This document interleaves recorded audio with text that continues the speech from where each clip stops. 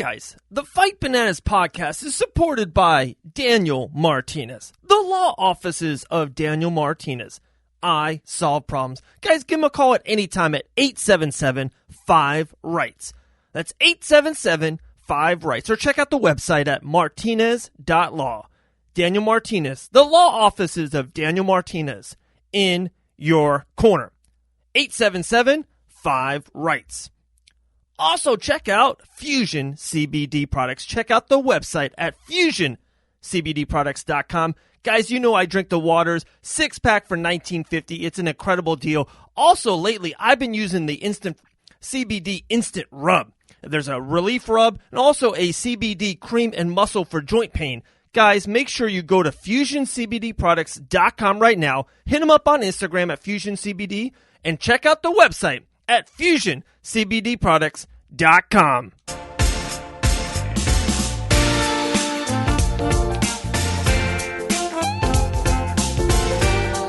Hello, world. What's up, guys? Dave Van Auken once again, back again, a little bit unshaven, a little bit under the weather, but still on the mic, Van Auken. How's everyone doing out there? Oh, man. Hopefully you guys are doing a little bit better than I. It's been a tough week and a half. We're trying to get through it. I'm turning the corner. That's what I feel like. I feel like I'm turning the corner. I'm not there yet, but I'm feeling like I'm turning the corner. More of that in the upcoming episodes for the pod. But like I said, another packed show like always. Jamie Driver's coming on. We're going to break down what we saw this past weekend. Bare Knuckle FC 14 and beyond. She just signed with Bare Knuckle FC. We got our guy Aaron the Dog at the end of the episode. Going to tell you his picks, where you should put your money on Dana White's Contender Series. We're going to put a bow on it. This is it. Tonight, when you're listening to it, if you missed it already, it's the finale of the Contender Series, maybe in its best year ever. You know how we feel about it. It's our favorite 2 hours of all MMA. Definitely recap of some really big highlights. To me, the show of Felder versus RDA, the full show just had some really high-end highlights. Chaos Williams, bad judging, and just Paul Felder putting it all out there. And that's where I'm going to kind of start and transition before we talk to Jamie and Aaron comes on, is I'm going to transition to, of course, we do it at least once a week, and I don't know when I'm going to come back to you guys, so I'm going to give you guys a top 5 best moments underneath the UFC. So, Paul Felder, 5 days notice, fought one of the toughest son of a guns, one of the hardest lineups anyone's ever had in RDA. Ex-lightweight champion, moves up to welterweight, had a hell of a run there. Everyone talks about, 3 losses in a row.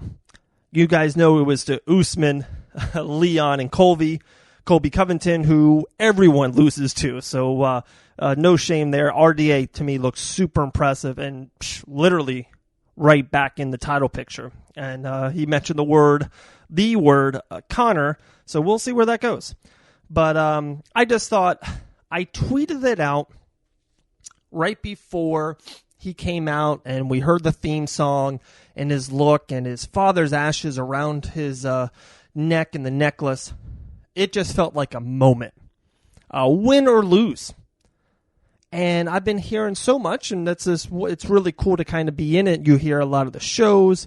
You see a lot of stuff on social media about journalists and other fighters talking about it. And some how Paul Felder, we saw Chuck Norris jokes like Paul Felder, how he's a hero. And we saw, and I heard some like, why would he have done that?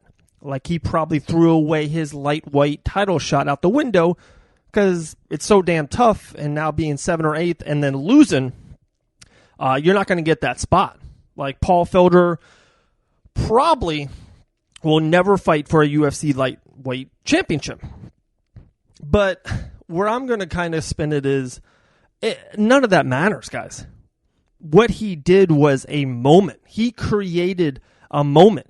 Sometimes years from now, and we say this all the time, I don't remember, and I literally talk about it for a living. I don't remember who's the last 5 bantamweight UFC champions are. Or name me the 9 months ago who felt, who was the main event or the co-main. Like, we remember moments. And win or lose sometimes, it's just the moment. Paul Felder's name is forever in a higher spot. The respect that he earned, the admiration that he got from so many of his foes, it just, Paul Felder created a moment. And I just tip my hat to him. I saw it RDA 49-46, maybe 50-45. One of the judges, and we're not even going to get into that. You know how we feel about judging scoreboards, so we're not going to dive into that. That's its own podcast. But just hats off to Felder. Hats off to RDA. John Anik talked about it a lot. He wasn't getting enough credit that he was going in there against a wrestler, against a southpaw, and Islam. And he had to really turn everything around, be like, oh, we're fighting a Muay Thai, a stand-up, orthodox. So RDA, much respect to him, much respect to Felder, so much. So like I said, we're about to get into Jamie Driver, but real quick, we do it all the time. We're going to do a top 5. Big huge shout out to Alberto's Pizza right here in our town, the 386. Huge shout out to Just Blaze Clothing, justblazeclothing.com. Go visit the dope site today, justblazeclothing.com. Here we go with a top 5.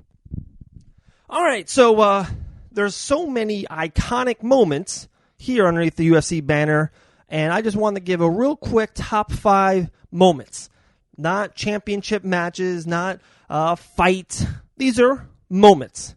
And there's so many great ones. Here are some real quick honorable mentions. How about the BMF title, Trump, The Rock, Masvidal, Diaz? How about the Conor and Habib and what that title fight meant and everything that we saw afterwards? DC 2 belts. How about Conor 2 belts and MSG versus Eddie Alvarez? And, of course, the Robbie Lawler, Rory McDonald fight. All top 5, all 5 iconic moments. None of them made the list. All of them honorable mentions. So let's start with number 5. I'm going all the way back. UFC 128. How about Jon Jones? The 23-year-old light heavyweight defeats the legend Shogun Rua. And we all knew, watching that event, I remember watching it live, we all knew that we were seeing something historic, and we did. Jon Jones, probably one of the greatest UFC fighters, one of the greatest light heavyweight champion of all time, and it all started in that iconic night in New Jersey at UFC 128. Number 4 on my list, I'm going to UFC 193, and the kick heard around the world. Holly Holm and Ronda Rousey, one of the biggest upsets in the history of mixed martial arts. Just everything Ronda was, the draw, the pay-per-view queen, the mystique, everything. Just she was must-see television, almost thought unstoppable, a little bit of a Babe Ruth of the female MMA, the breakthrough the glass ceiling, and Holly Holm just kicked everything off to the side. So Holly Holm, Ronda Rousey, it still lives in infamy that day, UFC 193. Coming up next is I didn't even realize this, the next month, UFC 194, how about 10 years of dominance, the undefeated streak of Jose Aldo, the rivalry, maybe one of the greatest rivalries in UFC history, Aldo versus Conor, 13 seconds, the left hook, Conor defeats Jose Aldo, becomes the UFC featherweight champion. We thought Conor was a star, and the rocket launch kept it going. UFC 194, top 3 moment ever. It is still one of those things. If you're trying to show someone who's not into MMA, like, you just show them that video, show them the rivalry and what happened. It's that, Number 2 for me, something kind of similar. How about UFC 239, 4 seconds, Masvidal versus Askren, the knee. Yeah, that's all you have to say. It took that long. Same thing, on a loop. One of the most watched viral videos in mixed martial arts history. It became Masvidal took off after that. He was a huge star before it, but after that became arguably the biggest star in the game. Masvidal then went on to the BMF and more. Masvidal Askren the knee. And number one, the greatest moment to me in mixed martial arts history, the UFC history, just happened. UFC 254, Khabib Nurmagomedov. We're defeating Justin Gaethje, second round submission. Started taking off the gloves and retired. Just it was one of those. Did you see that moment? Where were you that moment? His father, the pandemic, the realness of it, the rawness of it. Nothing more hits the chords than probably in that moment in UFC history. Khabib Nurmagomedov retires, maybe is the greatest of all time, 29-0 at UFC 254. All right, guys, Jamie Driver goes bananas. All right, guys, here we go. Jamie Driver back on the Fight Bananas podcast. Jamie, how you doing? I'm doing really, really great. Thank you. Oh, my goodness. Bare knuckle fighting championship taking over the world. Isn't it crazy right now? Good. The momentum that they have is unreal. It really is, because, what's funny is, I've heard about bare knuckle boxing for a very long time, but, it was, in the midst of the South, people's backyards. And then this promotion came along, and they literally have gone from, a few people knowing about them to, literally worldwide. You got dudes in the UK coming over to America to fight these people. It's insane. I love it. It really is. We'll get a lot on you here in a second, but I really do want to kind of recap what we saw at Bare Knuckle FC 14. We saw that you were there, ringside and all of that nature. So let's start there. Let's kind of recap Bare Knuckle FC 14. There's three major things to me, and tell me if I'm off and if there's something else. One, Uli Diaz, maybe the craziest knockout, this Masvidal reaction of knockout. Two, of course, is Hart and challenging Page and all of that. We'll kind of jump in that. And, of course, the main event with Luis Palomino. To me, now the face of Bare Knuckle Fighting Championship, undefeated 3-0, just looks pretty unstoppable. Let's kind of start with those three things. Am I right? Those were the three attractions from the show? Absolutely. You're 100% right. It's funny that, I was I wonder what fights he's going to bring up, and literally all three fights you just brought up are the ones that are in my head right now. There you go. Those fights were fucking awesome, to say the least. So with you being there, how was... It was so funny. I kind of even put out the video afterwards. I've talked to Uli numerous of times. Same thing. He's been on the show multiple times, and I talked to him the week of the fight. And this whole aura, it was just really weird. I just kept on getting this feeling that he knew he wanted to make a statement. He wanted this, a win's a win, of course, but sometimes, I mentioned Masvidal. He's always been who he is, but that win against Askren and the knee just kind of, rocket ship him to a superstar. And I think that's what happened to Uli, and I think he knew he could have had that moment. It was a moment that he wanted, and he took full advantage of it. Oh, he absolutely did. His knockout was absolutely beautiful. It was crisp. I mean, he was not playing around. Like you said, a lot of fights, win is a win, but when you can make a statement like that, you shut people the fuck up. You shut people up, and a lot of people are going to be like, God damn, look at this kid. You know what I mean? I was like, I don't really know too many of the guys and girls that fight for them, personally.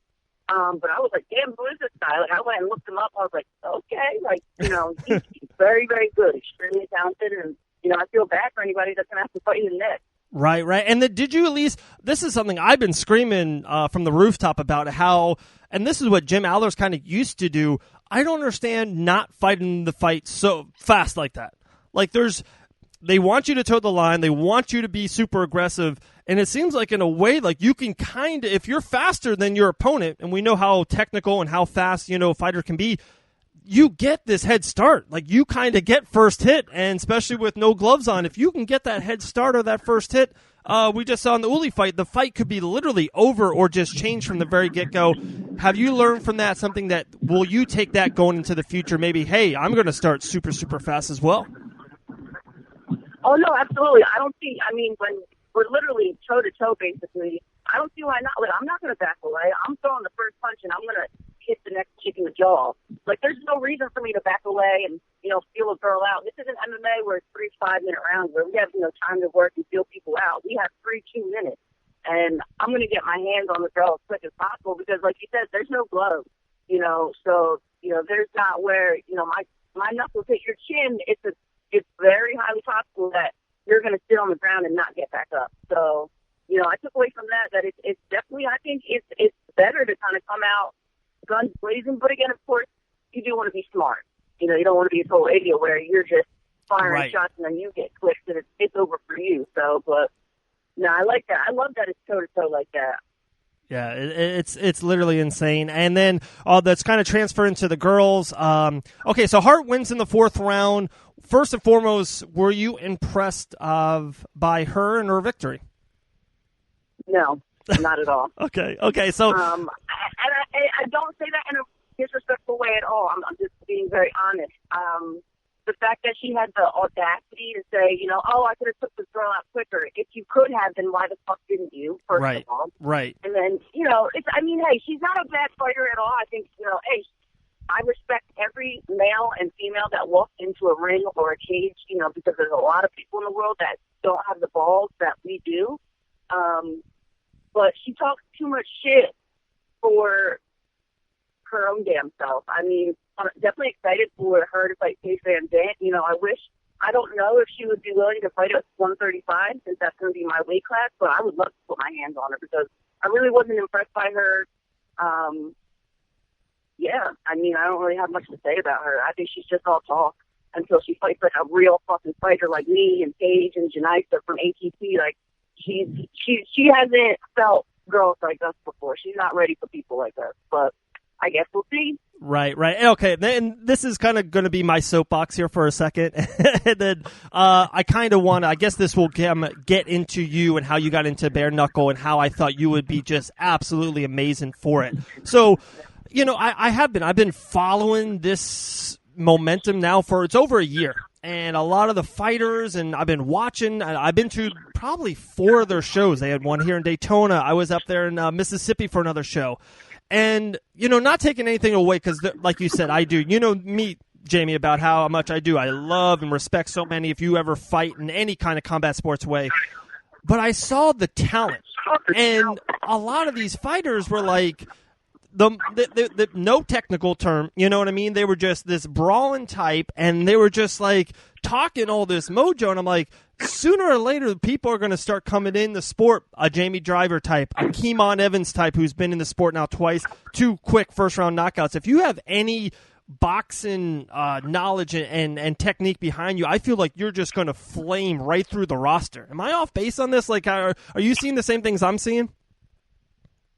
Yeah, actually, I 100% agree with that. I haven't been, this is my first fight that I've been to live, but I have watched, video footage of people before, and I'm just like, damn, these dudes are just, brawling and not, no head movement. Right. No, I'm like, dude, if you find someone with, decent head movement, good footwork, and like you said, has a little bit of sense about boxing, a lot of these people are, going to get destroyed. And I mean, I like that because I feel, yes, I am an MMA fighter, but it's funny that I came to ATP and, King Mo being my head coach, like, he really got me attracted to boxing. So we worked a lot of my hands, and for an MMA fighter, I got some nice crispy hands, and head movement and movement. So, some of these people that come in, like, they're in a lot of trouble. They just want to brawl. I think that's kind of fucking stupid, but that's my own opinion. Right. No, I'm with it. Like, the brawling type can only get you so far. Yeah, of course you got to be tough. If you want to be any fighter in any combat sports, tough is definitely a part of the toolbox. But I think there are so many of these fighters, guys and girls, they're not putting the boxing skills behind them. They're just they're going out there, and I'm like watching some of these. I'm like, dude, when I think levels to this, and we're seeing it with Luis Palomino. If you have that, attributes of technique, I think it's going to take you to a far, take you very, very high, very, very quick. Okay, so then with that, tell us the story. How did you get involved with Bare Knuckle FC, and what was the first phone call? What was that did you sleep on it? What did you think of it? Please take me through it. So they actually reached out to me like a while ago, and at the time I was so focused on my MMA career and all that stuff. And then now, obviously, most of this year due to COVID, some own health issues that I had, like I had to kind of sit out for a little bit, and then I came back. I'm like, all right, I'm like, get ready for an MMA fight. And then I got approached again. I got a message from a guy, Paul Tyler, and he was just like, hey, we're getting these girls in. And he was asking me if I could possibly, he knew I made 45 for fighting, but he was like, could you make 35? And I actually, with the move coming down here, my body has changed a lot, where I'm walking a lot lighter. And I'm like, you know what? And it's something me, my coach, and my manager, Dave Arbello, had talked about. And I'm like, I think I can make 35. You know what I mean? Like, I don't think that's going to be an issue. So, and then, we started talking about bare knuckle boxing, and, they know how much I'm really into boxing now, and they know I'm pretty much fucking insane. So we all kind of were like, why the fuck not? I mean, what's the worst that can happen? You know what I mean? Like, I'm at the point, like, I've lost fights, I've won fights. I love to fight. I fought in kickboxing and Muay Thai, and I'm mainly, an MMA fighter, but I'm like, yeah, to me, it's just one more challenge, and I was like, yeah, let's do this shit. I'm like, yeah, like, let's break into a sport that is popping off, like, I think faster than a lot of other sports right now. So it kind of was like an easy decision. And it took literally like a week for all of us to get, the right contract. And that was it. Signed right away. And here I am.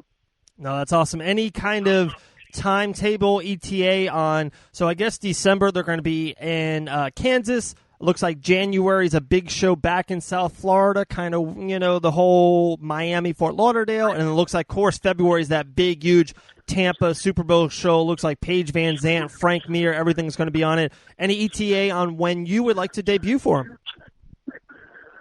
So I was kind of already asked to fight in January, but I guess that, January, February. And, for me, it's been so long since I fought, the sooner the better.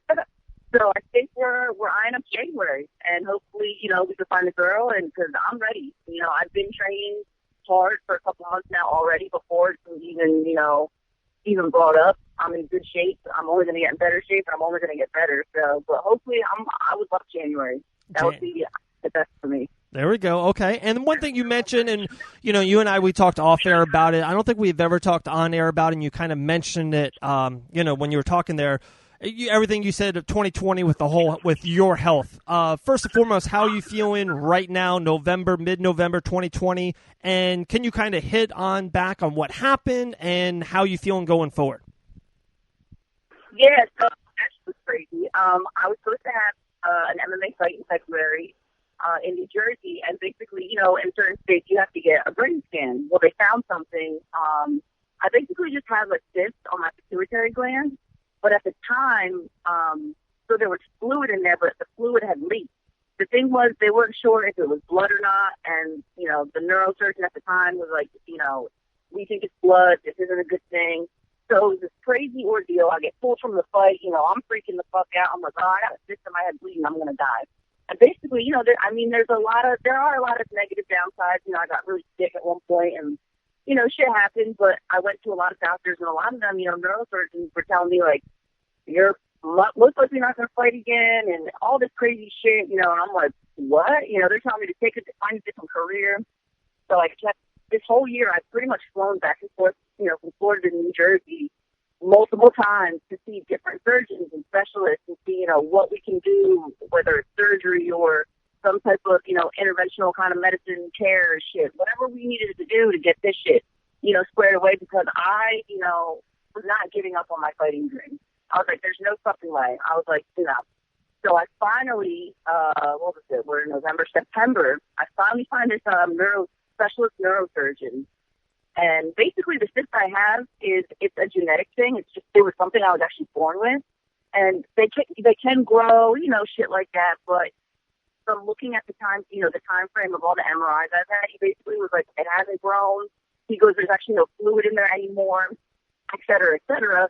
So, he's like, there's no blood or anything. So he's like, I don't see why you can't return to fighting, So I got another MRI. He cleared me, and basically I'm good as new, back on the scene. So I'm very thankful that, I guess I got kind of lucky. COVID hit. basically right after I found out all that crazy news, and it gave me time to kind of really think about some things in my life and my future. But one of them, I was not giving up on fighting, and so I'm very thankful and grateful that I feel like I'm getting a second chance, kind of. But yes, I do have to be careful. Shit happens. I'm gonna get, regardless of whatever fighting I do, I'm gonna get punched in the head. But hey, I get another chance, and I'm back doing it.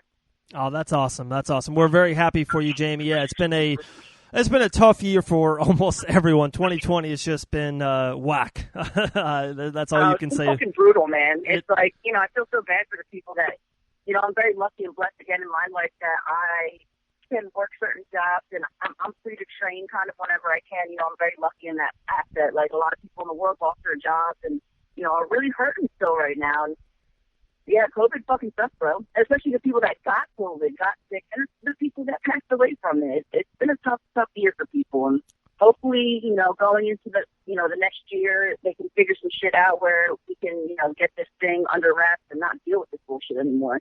Right, absolutely. We are definitely looking forward to 2021. Couple last things for you. One is Malky Kawa, first round management. He threw out a tweet. He was there live. Paige was there. Arvella was there. A lot of people was there. It was really, really cool scene down in South Florida for Bare Knuckle FC 14. And he put a tweet afterwards, and I don't know why it hit me so hard. He said, imagine if Kimbo Slice was alive during this time, and he was the godfather of Bare Knuckle. Imagine Kimbo Slice in Bare Knuckle Fighting Championship. And it really did. It blew my mind. And I would love for you to kind of, one, talk on that, or two, is there someone else, a guy or girl, maybe, 5 years ago, 10 years ago, or even right now, just someone in, Francis Ngannou throw out. Imagine someone, I would love a name from you underneath that square circle and what they would become in Bare Knuckle Fighting Championship. Oh, man, that's made my skin crawl. Like Kimbo, oh, God. I couldn't fucking imagine. I mean, are we talking just straight boxers here? Of course, my mind automatically reverts to fucking Mike Tyson. But could you imagine him in his prime coming to Bare Knuckle? Hell no. I would, if I was a man, I would be like, nope, I quit fighting. You are out of your mind. It's crazy. You said, I thought the same thing. Imagine, Mike Tyson's power. And it's crazy with that. Let's hit on that real quick. Who do you see coming out of that Mike Tyson, Roy Jones Jr. fight? I'm really excited for it. I don't know why. I'm a sucker for that fight. I love it. I am so excited for that. Just to see two legends come back to fight. And obviously, everybody's watching the clips of Tyson training. You know what I mean? It's fucking insane. The man has still so much power. But still such great footwork and movement. I'm like, this fight is going to be absolutely insane. I can't wait. I can't wait either. And I think there's a couple of us on this island. I'm on the Roy Jones Jr. island. I just think too quick, too smooth. I don't think he's been away that long. I got some ties up there with Pensacola and Roy. He's always been in the gym. He's always kind of stayed around it. And I think that's a big thing. You know that if you're away from the sport, especially it seems like Mike was away for multiple years. And I know he's back. I love Roy Jones as an underdog in this fight. I really do. No, you're definitely right. Every sport evolves. As an athlete, you evolve. So the more you stay in the gym, regardless of time and how old you are, like, you're still learning, you're still working. Tyson stepped away, but I love both those guys. I've watched their fights, growing up and fights before, and I'm just like, I've always Tyson. I guess not that I really relate to Tyson, but I was a bit of a comeback story. You're out for a little bit, but you come back and guns blazing. So I guess I'm pulling for Tyson. Okay, I like it. Jamie, man, really appreciate your time. The platform's yours. Any kind of take it away, any kind of, you want to call out, or if you want to thank some of the people, sponsors, or your team, anything of that nature, platform's yours, Jamie. Thank you so much. This has been great talking to you. Man, this year's been so insane. So I really, really, really just want to say, thank you to, American Top Team for, not kicking me out when they could have been like, oh, well, you're sick, get out. You know what I mean? Like, all those coaches, Conan, King Mo, everyone in there has stuck by my side. My teammates down there have been amazing. My manager, Dave Arvella, with first round management. Like, through all this, he's literally had my back. I knew that I wasn't going to give up, and, he was right there with me, my right-hand man. My family, my friends, all my sponsors, to my future sponsors, people I've met, like, to you, just to the people that have been so supportive, during this time. And then, to see that I'm saying, but to see that I'm back at it and people are still so supportive, pushing me into sport. Yeah, just thank you to everybody. There's so many people I could fucking name right now. It's probably taking me forever. So you guys, everyone knows who they are. I always send people private personal messages. So thank you guys so much. And honestly, for the future, seriously, stay fucking tuned. You guys know how hard I fucking work. And I know for a fucking fact, not only will I always get my hand raised in that BKFC circle, I will have gold strapped around my waist. And if any of these bitches want the fucking smoke, I'm here for all of it. Randine, Retain, Christina Ferreira. Hey, if I gotta fight one of my teammates from ATT because we want to put on a good fucking show, so fucking be it. I'm here for every single female that wants to fight me at 135. I cannot wait. I'm calling it right now, the queen of 135 of Bare Knuckle Fighting Championship. Jamie Driver, man, appreciate you and your time. Let's talk soon, all right? All right, thank you so much, man. Appreciate you as well. Gotcha. Later. Wow, that was awesome. What a great show. What a great time talking with our girl, Jamie Driver. Guys, big shout out to Rude Venice. Hit him up on the IG right now. That's Rude Venice. They definitely contribute to all the combat sports landscape. Big fans of them over there. They are fans of us. Mutual great relationship with their guys at Rude Venice. Real quick, like I said, Aaron the Dog's coming on right now, breakdown Dana White Contender Series, and a real quick shout out. It came on us real quick. Icon 3 Thursday night UFC Fight Pass, San Carlos, Mexico. Icon 3. Make sure you show out. Watch a lot of superstars on it. Our girl K-Rock is fighting on it. Icon 3 Thursday night UFC Fight Pass. All right, Aaron, take it away. What's up, guys? This is Aaron the Dog, and I'm here with a special edition of Aaron the Dog Talk to discuss Season 4, I believe, of Dana White Contender Series. I believe it's Season 4, the finale, actually, unfortunately. Hopefully it's coming back sooner rather than later. But just wanted to hop on real quick and go through these 5 fights and see what reads we have. A little early here on the lines. The lines usually don't come out till the morning of or late into the evening. So keep an eye on these because there may be some lines here. But I think for the most part here, I have an idea of where the favorites will be. And this season of the Contender Series, first off, we kind of went into this season talking about the amount of dogs who had really good fortune on the Contender Series. Not so much this season. Last week, again, another example of all 5 favorites ended up winning, albeit slight favorites, and some fights were close. But yeah, all the favorites once again won. And so, it was really about trusting the kind of matchups here. And we'll see about tonight. But I think that or tomorrow night. But I think for the most part, close matchups, and I'm looking forward to it. And we'll see. We know it's always an adventure when I'm solo here trying to get better at it as we go. But appreciate anybody who's joining me live or afterwards. So let's go ahead and jump into things here. And we start at the women's flyweight division, 125. We have a matchup between Chelsea Hackett, 21-year-old, and more known probably for her Muay Thai World Championships over in New Zealand. She's 3-0-1 in MMA. I did have a win earlier this year in February on Eternal, which is a pretty good organization. Just signed King Casey O'Neill to a contract from that organization. So good fighters, both male and female, fighting over there. She is fighting a girl or a female who I'm particularly familiar with, Victoria Leonardo, who has been fighting on Invicta quite a bit, has fought against, I'll just get right into it, the better competition. She's going to be better on the ground. It's on the feet where Hackett is going to have the advantage. So this is MMA. Hackett's 21 years old, very, very green as an MMA fighter. I've seen her be able to be put against the cage at times against some pretty inferior competition so far. So this is by far her most difficult test. Victoria Leonardo coming off a really impressive decision victory over Liz Tracy, who has given a lot of very good women, very close fights. She definitely does not, definitely we got some high-end prospects to find tonight too, or tomorrow night. What's up, Dave? But yeah, Victoria, her losses are to Erin Blanchfield. She's lost to Miranda Maverick twice, going to a decision with her in her most recent bout. We saw Miranda Maverick was.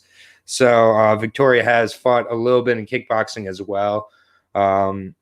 Honestly, I just think that if Hackett's not able to get a KO pretty early on, I think this is Victoria's fight to lose. I think she's just better overall in MMA. It's fought way better competition, has 3 times the experience at only 10 MMA fights, but still 3 times the experience in there. Chelsea, again, 21 years old. I think she can make it back here, but if she's able to get this win, I think whoever gets this win gets a contract. So I think it's a decent fight. We'll see, but I got Victoria, and I got her by, I'll say a decision, but I think it could be a pretty exciting fight. So I'll take Victoria. The next fight we're very excited about. There's a few fighters fighting on this card who are definitely Fight Bananas family. Sherrod Blackledge is one of those members. He's been gracious enough to make it on with Dave several times. I look forward to talking to him in the future, hopefully as a UFC prospect. But he's fighting another really good prospect in Tucker Lutz. Sherrod Blackledge.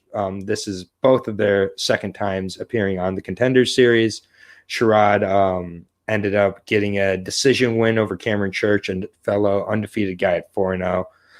Tucker Lutz ended up facing a guy who I was really impressed with in his last fight, in Chase Gibson.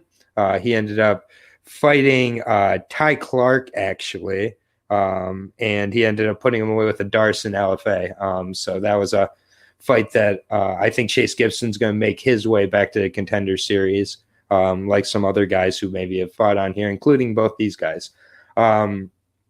I think this fight's going to be super close. And by the way, I didn't have odds for the Chelsea Hackett Victoria Leonardo fight. I would think Victoria would be a favorite minus 150 range, 170 range, but I'm not sure. So unfortunately, I only have odds on one of the fights. Sherrod Blackledge and Lutz, I see this being a pick'em, maybe a slight edge. I really can't even say who I'd edge it to. It comes down to either is it going to be the footwork and distance management of Blackledge, or is it going to be the power and wrestling of Lutz? I'm going to go with Blackledge here. I do think that Gibson showed some particular holes in Lutz's game that I'm not sure he's been able to shore up in the short amount of time between his last fight. And I just think that this is a really good, really close fight. I think either guy could get the finish. This is a great fight. This is very, very worthy of a contract. Again, and I'm going to be saying that on a few fights tonight, but I really do believe these first two particularly. So I'm going to take Blackledge. I'm going to take him to edge it out. I'd love to see a finish, maybe late from Blackledge even, because I do think the gas tank could be in his favor. But 5-0, we don't know a lot about Blackledge yet. And Lutz at 10-1, double the experience. Lutz is a really good guy fighting out in Maryland. I've been able to see some of his regional fights here in DC. This is, a really, good fight. Blackledge does have the better stand-up, but again, 5-0, again, anything can happen here. I'm going Blackledge. I'm going to go again decision. Maybe I'm leaning that way because it just feels like another close fight, but really good fight. And I'm looking forward to that. So we're going to move on to the strawweight division between a fight that was supposed to happen a couple of weeks ago, ended up getting moved to tonight, or to tomorrow night, I should say. It's between Pauline Macias and Gloria de Paula. Pauline is a natural atomweight, 4-0, however, against Gloria de Paula, who's 4-2. So we got two pretty green MMA fighters. Pauline particularly has looked pretty green to me, kind of looks to grapple. She does appear to have good jiu-jitsu, but I'm not too sold on her wrestling. I'm not too sold on her being an actual strawweight. We've seen how Jinyu Frey has struggled as an atomweight coming in to the UFC. I understand this isn't the UFC yet, but I overall think that I'm gonna pass on that. But I think that Gloria de Paula, she is gonna be looking to come in here and get in Pauline's face. And if she's able to stuff some of these takedowns, if she's able to out physical her, I think this could be KO, actually, which is hard to predict at strawweight. I understand, but either way, I do think that I'm going to go with Gloria de Paula here. Just simply, I feel she's actually a strawweight, and she has faced some decent competition, been able to have finishing power late. Those are things that I really like to see. Pauline, I do see if she's not able to get the takedowns and kind of use the positioning, get her submissions working. I think that Pauline's going to struggle and be waiting around maybe an Invicta or another organization until atomweight opens up, because she is an atomweight and she's struggled to take down natural atomweights. So these are just all issues. This is one of the only lines that's come out so far, courtesy of 5 Dimes. I have it at -150 for Gloria de Paula. So I am taking the favorite here, the slight favorite though. So I do see that continuing to shift towards Gloria as well. So Pauline has really one method and has to, I think, get a finish through that method to really win, because I don't see her being able to keep her down or take her down in multiple rounds, perhaps. So -150 for Gloria. I don't mind that line. I think that a lot of these lines are going to be close. Maybe I'm wrong. I'm not an odds maker, but that's my opinion on that one. So we are going to move on. And so far going pretty well here. A lot better than if you were with me for my last solo. So again, thank you all for being with me. Appreciate the likes, appreciate the comments. And it's all about making the money at the end of the day. So let's continue to do so. The penultimate fight of this season of the Contenders Series is between JP Bays, which a lot of people are going to say buys, it's Bays, versus Jacob Silva. This is at flyweight, and this is an absolutely fantastic. No, you are the best, Eddie. I appreciate that, though.